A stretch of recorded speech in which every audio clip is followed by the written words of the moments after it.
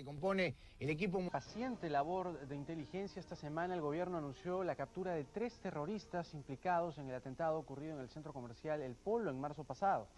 La detención de estos subversivos constituye sin ninguna duda un importante paso en la guerra contra el terrorismo, que en los últimos días, como lo ha informado oportunamente Contrapunto, intenta reagruparse en zonas estratégicas del país.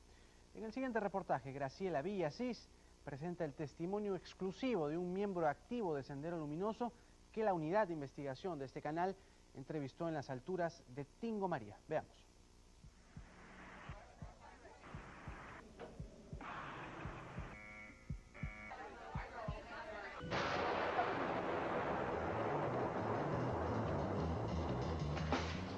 Actualmente nos encontramos en plena reorganización política y militar.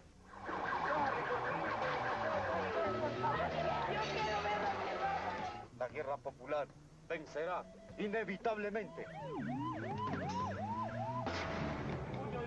Esto ha significado un avance importantísimo en la desarticulación de esta banda terrorista que cometió este atentado.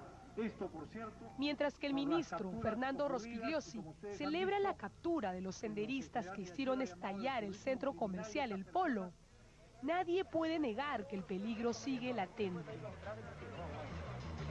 La reorganización de los grupos subversivos continúan produciéndose.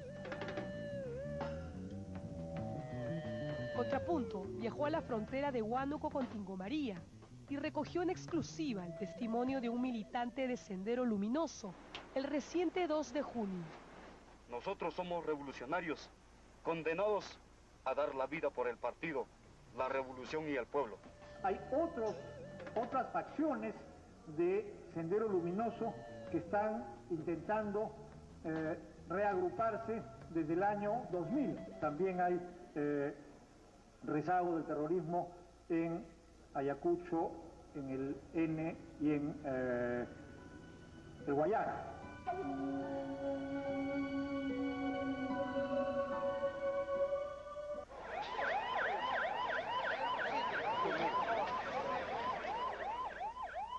Han pasado 2 meses y medio desde que en Lima renació el horror de los coches bomba.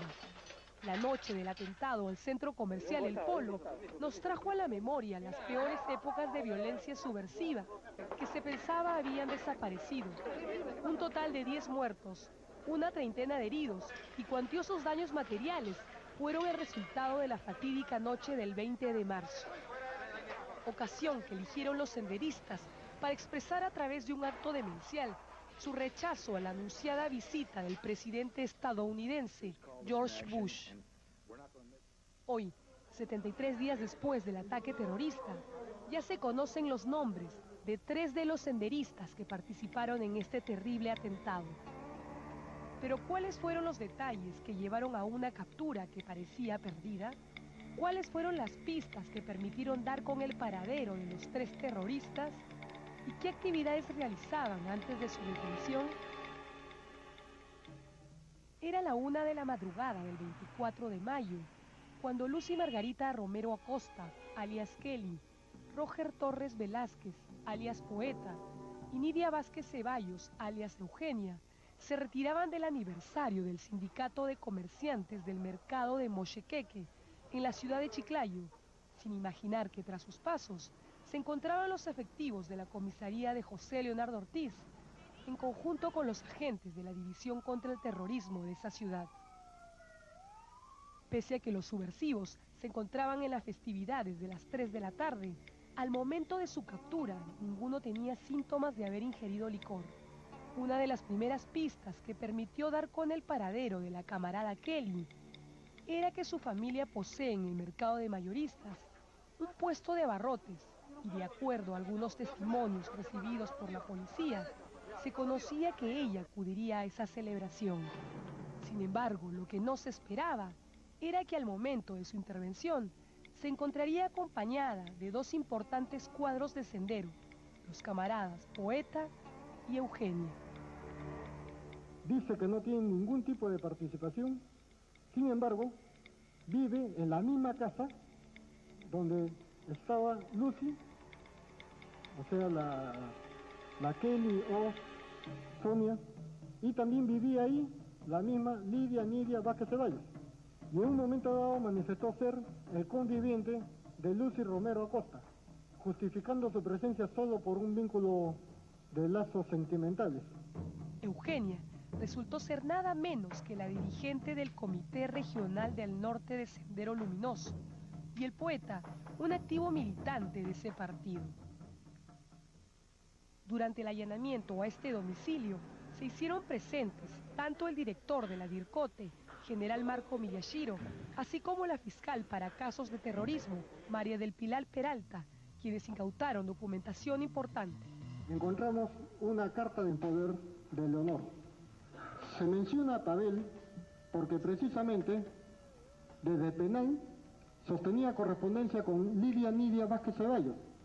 A partir del año del 95, esta mujer asume el mando del Comité Regional Norte. En su contenido, le imparte instrucciones para la conducción de esta organización terrorista.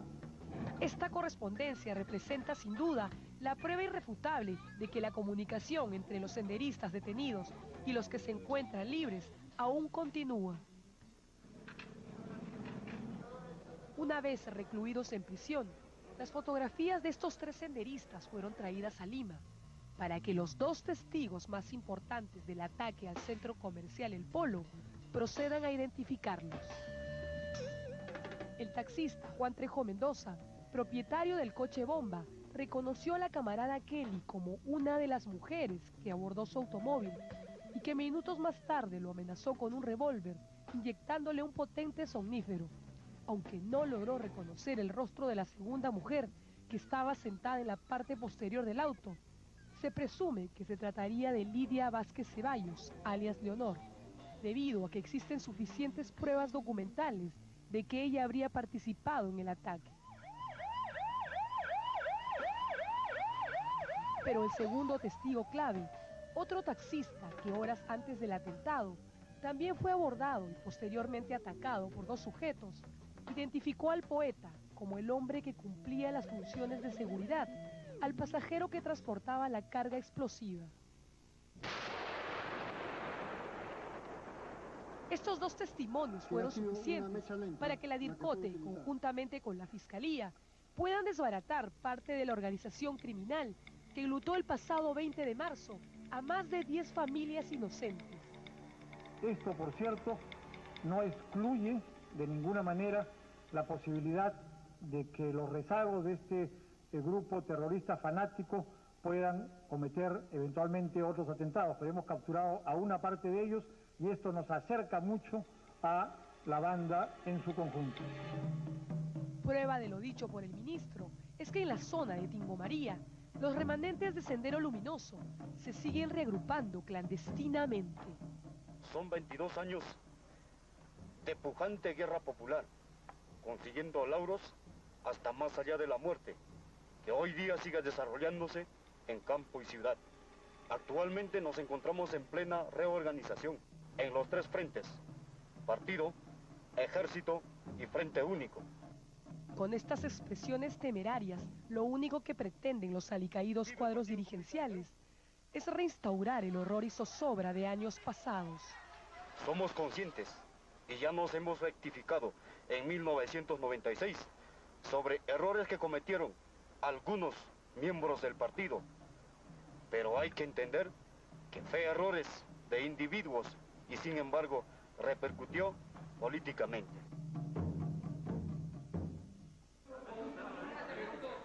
Por eso, si hoy se ha librado una importante batalla contra Sendero Luminoso, de ninguna manera esto debe implicar un descuido en la lucha antisubversiva.